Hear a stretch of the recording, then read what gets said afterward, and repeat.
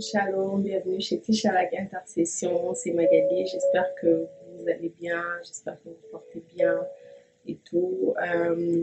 On veut prendre le temps de continuer sur la série sur la prière comme on avait commencé. On veut prier sur les sources d'une prière, les sources possibles parce qu'il peut y avoir peut-être plusieurs sources que nous on va pas couvrir, mais on veut parler des sources d'une prière et tout. Et on va voir, dépendamment des sources, on va voir certains versets. Et avant d'aller plus loin, on va prier. On va prendre le temps que le Seigneur puisse nous révéler davantage ce qu'il veut nous révéler et le pourquoi de cette vidéo. Père Dieu de gloire, je bénis ton nom. Seigneur, je te rends grâce en ce moment. Je prie que tu puisses conduire toutes choses, que tu puisses, Seigneur, par ton esprit, nous révéler ce qui est caché, ce que nous ne comprenons pas encore, ce que nous ne voyons pas encore, éternel Dieu de gloire. Nous prions, Seigneur, que tu puisses nous visiter à travers ces paroles, à travers cet enseignement, à travers ces séries, Seigneur Dieu, que le Saint-Esprit puisse nous parler davantage et nous guider au nom de Jésus-Christ. Amen. Voilà, c'est simple que ça. En fait, je vais juste revenir dans l'autre vidéo, on a parlé de c'est quoi la prière. Donc, je vais juste nous remettre un peu au contexte, excusez-moi. Et tout, on dit que c'est un acte de religion par lequel on s'adresse à Dieu. Donc, c'est un acte par lequel on s'adresse à Dieu. Élévation de l'âme vers Dieu pour lui exprimer son adoration ou sa vénération, ses remerciements ou actions de grâce pour obtenir ses grâces ou ses faveurs. Donc, en bref, qu'est-ce que ça veut dire? C'est que je prends le temps d'élever Dieu, de prier. Tu sais, c'est ça en fait la prière. C'est une élévation de l'âme. Donc, c'est l'âme qui élève sa personne devant Dieu. Donc, demande instante et humble que l'on adresse à quelqu'un pour qu'il accorde faveur. Donc, on voit ici le mot demande, élévation et tout. Donc, on voit que c'est vraiment quelque chose que l'âme s'engage et tout. Pourquoi je voulais revenir là-dedans? Juste pour qu'on puisse un peu... C'est toujours important de aussi saisir la portée de ce qu'on parle pour pouvoir comme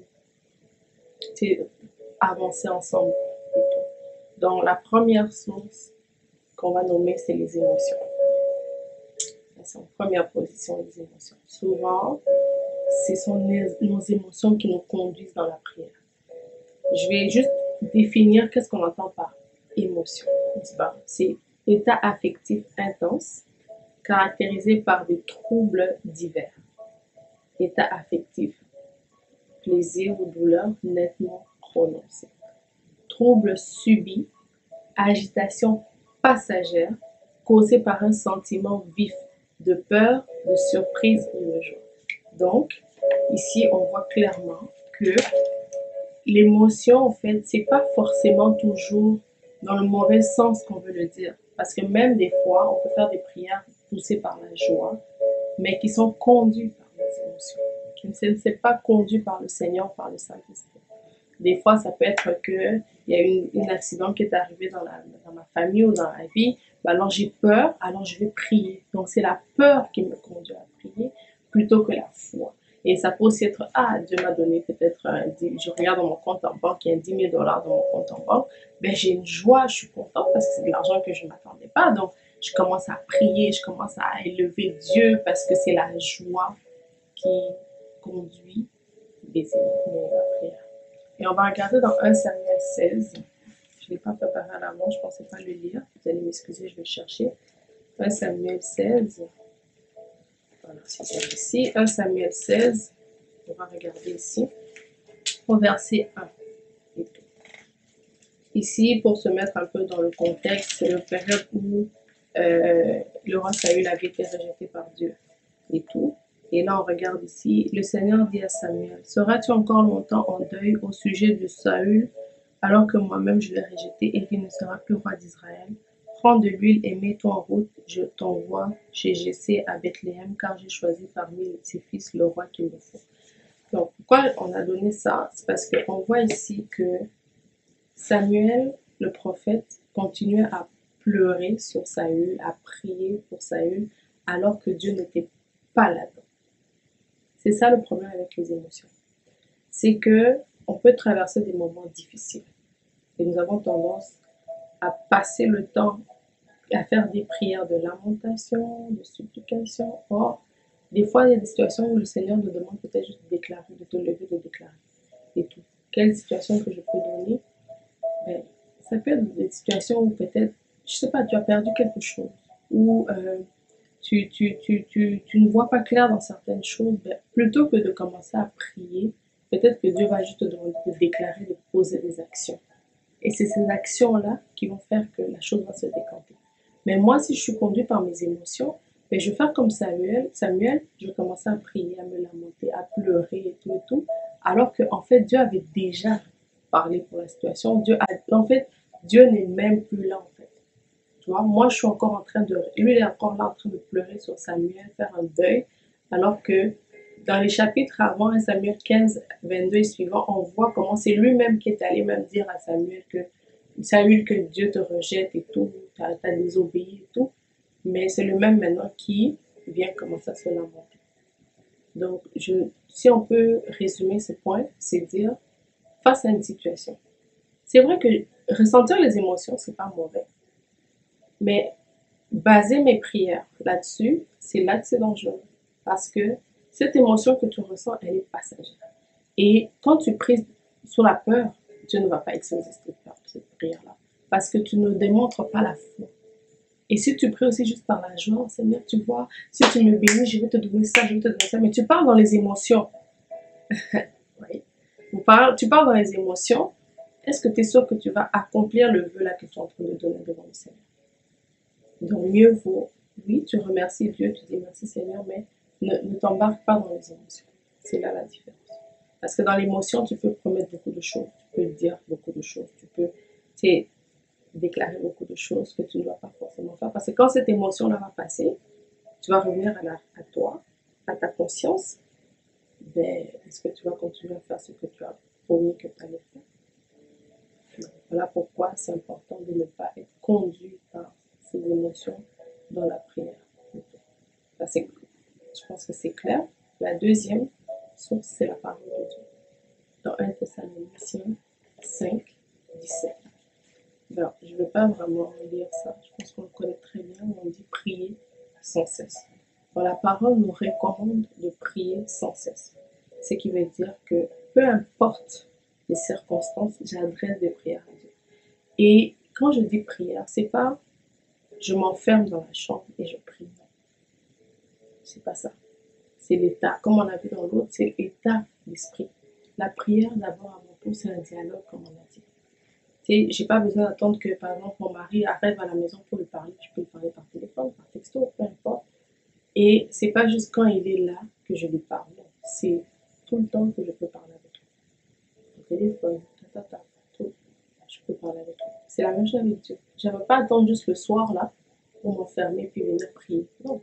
Je ne vais pas juste attendre le dimanche pour aller à l'église pour prier.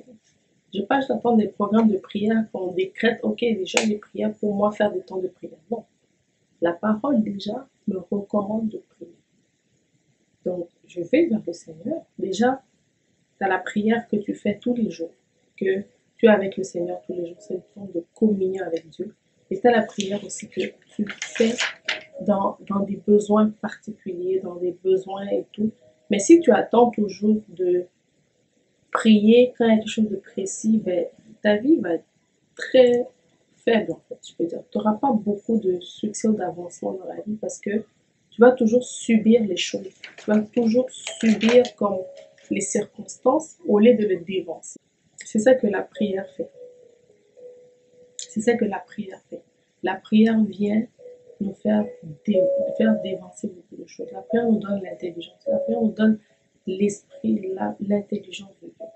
Et quand c'est poussé par la parole de Dieu, c'est important.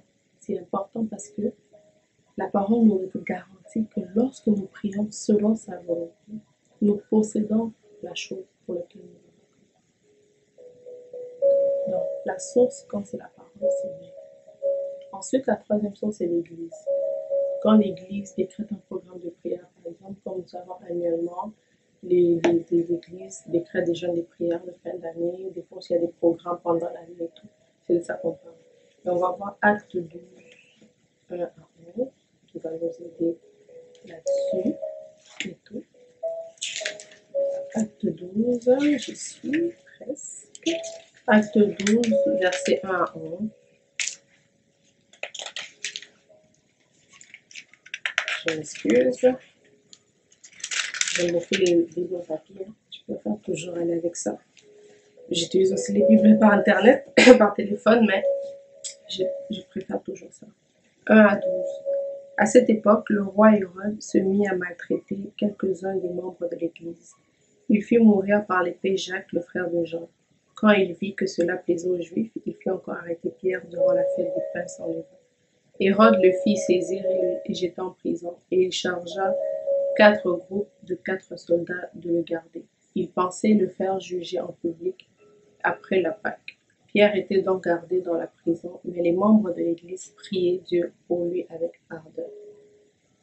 Et tout. Et après, on voit que non, c'est arrivé et puis il a été délivré. Je peux le lire. Durant la nuit, alors que Hérode était sur le point de le faire juger en public, Pierre dormait entre deux soldats. Donc il dormait, il y avait 2 soldats.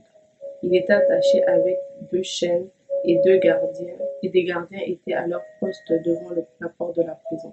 Soudain, un ange du Seigneur apparut et la cellule resplendit de lumière. L'ange toucha Pierre au côté, le réveilla et lui dit: Lève-toi, viens. Les chaînes tombèrent de ses mains. L'ange lui dit: Mets ta ceinture et attache tes sandales. Pierre lui obéit et l'ange ajouta: Mets ton manteau et suis-moi. Pierre sortit de la prison en suivant l'ange. Il ne savait pas si ce qui arrivait avec l'ange était réel. Il pensait avoir une vision. Ils passèrent le premier poste de garde, puis un second. Ils arrivèrent à la porte de fer qui donne sur la ville. Cette porte s'ouvrit d'elle-même devant eux et ils sortirent. Ils s'avancèrent dans une rue et tout à coup l'ange quitta Pierre. Alors Pierre se rendit compte que ce qui était arrivé. Il s'est dit: Maintenant je vois bien que c'est vrai. Le Seigneur a envoyé son ange, il m'a délivré du pouvoir d'Hérode et de tout le mal que le peuple juif me souhaitait. Quand il eut compris la situation, il se rendit à la maison de Marie, la mère de Jean surnommé Marc. De nombreuses personnes s'y étaient réunies pour prier. Donc, et puis là, j'aime bien la réaction ici. Pierre frappa à la porte d'entrée et une servante nommée Rhoda s'approcha pour ouvrir. Donc après, ils n'arrivaient même pas à croire que c'était Pierre. Vous voyez un peu quand une église ou quand une assemblée ou quand des gens se mettent à prier, qu'est-ce que Dieu peut faire? Donc, il dormait entre 2 gardes. L'ange est arrivé et tout, et l'a surpris. Tu sais, on pourrait plus se dire, mais pourquoi tu as permis même qu'il soit arrêté d'abord? Pourquoi? Moi, ce que je peux dire, c'est qu'il a permis parce que justement, pour que l'Église peut-être se lève à prier. Pour que l'Église se lève à prier, pour que l'Église puisse comprendre son apport. Parce que les membres de l'Église se sont mis à prier et ça a délivré Pierre. Je ne sais pas si j'ai besoin d'en dire plus, mais ça démontre la force de la prière collective. La source, ça peut être que l'Église décrète un temps de prière ou bien une assemblée ou un groupe de prière. Vous décrétez un temps de prière et puis vous vous assemblez et vous priez ensemble et voilà les résultats que ça donne. Ça amène des délivrances, ça amène des miracles, ça amène beaucoup de choses, ça amène des décantements et tout comme pas possible. Et ce qui est drôle après qu'on lit plus tard, ils ont ouvert mais ils n'arrivent pas à croire que c'était lui, ils pensaient que c'était un fantôme. Donc tu as prié même, mais donc tu réalises pas parce que tu te dis que tu pries, mais tu sais pas comment Dieu va faire la chose, et puis Dieu fait la chose. C'est ce qui avec la prière. 4e point, c'est quand c'est Dieu lui-même qui appelle à la prière. Dans 2 Chroniques 7,14, il dit: Si mon peuple sur lequel est invoqué mon nom s'humilie, prie et cherche sa face. Ma face, voilà ce que je veux faire. Donc là, c'est Dieu qui appelle à la prière. Quand c'est Dieu qui appelle à la prière, on va voir dans 1 Jean, que je cite souvent, on va les lire ensemble, 1 Jean, où il dit, il nous donne l'assurance, cette assurance-là que, comme c'est lui qui nous appelle dans la prière, bien, en fait, c'est quoi maintenant, quand Dieu m'appelle à prier, par exemple, ben, c'est quand tu pries, et puis il te dit, mets-toi à part, c'est tel temps, j'ai besoin que tu passes du temps dans la prière, j'ai besoin que tu puisses intercéder, tu puisses jeûner et tout. Ça, c'est quand c'est Dieu qui t'invite à la prière. C'est quand c'est Dieu qui t'invite à la prière. Ça, c'est un exemple. quand c'est Dieu lui-même qui t'appelle à prier. Tu vois, pour ça, il faut que tu pries. Il faut que tu pries pour cette situation. Là, c'est Dieu qui t'a dit clairement que tu dois prier. On verra aussi dans les éléments d'une prière efficace, dans quel cas cet exemple-là, ça s'applique et tout. Donc, ça, quand c'est lui, voilà ce que la parole nous dit. 1 Jean 5, à partir du verset 13. Je vous ai écrit cela afin que vous sachiez que vous avez la vie éternelle, vous qui croyez au nom du Fils de Dieu. Voici l'assurance que nous avons devant Dieu. Si nous lui demandons quelque chose de conforme à sa volonté, il nous écoute. Si nous savons qu'il nous écoute, nous avons aussi la certitude d'obtenir ce que nous lui avons demandé. Nous avons la certitude d'obtenir. Donc, on est sûr. C'est pour ça que j'aime français courant. Français courant, ça vient rendre les mots forts. On est sûr, on a la certitude. Donc, c'est certain que Dieu nous écoute. Quand c'est lui qui initie, quand c'est selon sa volonté à lui. En fait, c'est ça la volonté de Dieu. La volonté, c'est juste quand c'est lui qui veut quelque chose, quand c'est ce que lui il veut, alors on est sûr. On est sûr qu'il nous écoute. Et non seulement on est sûr qu'il nous écoute, mais on va obtenir ce pourquoi on a prié. Si je peux conclure et tout, dans cet enseignement, on a voulu détecter les sources parce qu'en sachant quelle est la source de ta prière, tu sauras un peu comment l'orienter, tu sauras comment prier et ce qui va rendre ta prière efficace. Parce que ça va aussi te permettre de t'asseoir et de dire, ok, dans telle chose, ça n'a pas été exaucé parce que peut-être que c'était mes émotions en fait, qui avaient conduit la prière normale. Ça ici, donc ça. Et ça va aussi te montrer que je ne peux pas juste attendre que l'Église décrète un programme pour que moi je puisse prier. Je dois être capable de faire des programmes moi-même par rapport à quand Dieu m'appelle. Parce que, on va se dire la vérité, Dieu nous appelle tous pendant l'année au moins ou pendant le temps à prier, à chercher la face de Dieu. En tout cas, moi, je crois en la prière, je crois en la prière, je crois en la parole, je crois en action et tout. Mais je crois aussi à la stratégie. Je crois aussi que il y a des périodes stratégiques, il y a des périodes clés où tu devras faire plus d'efforts peut-être, plus de choses si tu veux. Ça dépend de quelle vie que tu veux. Si tu veux pas marcher dans la destinée que Dieu a pour toi, tu peux vivre ta vie comme tu veux. Mais si tu veux marcher dans la destinée que Dieu a pour toi, ben, tu n'as pas le choix que de faire des fois certaines choses qui, ben, toi peut-être tu n'avais pas prévu, mais Dieu lui l'avait prévu dans son agenda. Et c'est comme ça que tu peux avoir la victoire dans ce que tu veux. Et surtout de faire attention, de ne pas conduire par nos émotions. Tu peux écouter tes émotions, les vivre à fond, mais ne prends pas de, comme on dit, ne prends pas de décision sous tes émotions. Alors ne prie pas sous tes émotions non plus. Parce que quand tu pries maintenant, par exemple, quand tu réveilles quelque chose et puis tu as peur, et puis dans le fond, c'est la peur qui conduit ta prière. Est-ce que Dieu t'a dit de prier dans cette situation? Est-ce que tu as la conviction que tu dois prier? T'as pas la... Des fois, là, c'est juste la situation est arrivée, tu dis non, Seigneur, c'est pas ça que tu m'avais dit. Qu'est-ce que je veux dire? Je m'appelle une fois il y a des années, on m'avait appelé, et puis la servante de Dieu disait que non, je voyais comme si on venait chez toi, et puis papa était mort et tout. Moi, mon cœur, j'ai écouté. Mon cœur, je dis, Seigneur, c'est pas ça que tu m'as dit. C'est pas ça du tout notre entente, du tout, c'est pas du tout ça qu'on avait prévu. Alors j'ai déclaré les choses et tout. Et ce n'est pas arrivé. C'est pas que la personne n'avait pas vu, je peux pas remettre en question la foi de la personne ou la relation. Moi, c'est moi qui suis responsable de comment je reçois ça. Moi, je l'ai pas accepté. Je l'ai pas accepté, pas par rapport à la personne. Je dis, Seigneur, ça n'est pas dans ta volonté. Ça, c'est le diable qui essaie de me faire peur. Il ne va pas mourir maintenant. Et j'ai déclaré tout simplement. J'ai dit, Seigneur, ton fils là, tu le prends pas tout de suite. C'est pas ça que tu m'as dit. Tu m'as montré des choses et ça ne fonctionne pas avec ce que toi tu as dit. Et j'ai eu bloc. Mais si j'étais conduite par mes émotions, je dis, oh mon Dieu. En fait, et puis après, un temps après, en fait, mon père devait juste subir une opération. Et c'était une opération quand même risquée, mais Dieu merci, des années plus tard, il est toujours en vie, toujours en bonne santé. Donc, si j'avais cédé dans la panique, dans la peur, ben j'aurais pu, oh mon Dieu, j'ai peur. Non, non. J'ai juste prié, Seigneur, je ne crois pas que mon père va mourir maintenant. C'est pas ce que tu avais dit. Je prie que le sang de Jésus regarde. S'il y a quelque chose qui arrive, qui devrait le freiner, qui devrait, le diable voudra en profiter. I rebuke that. Et voilà. Tu vois. Et tout. Donc,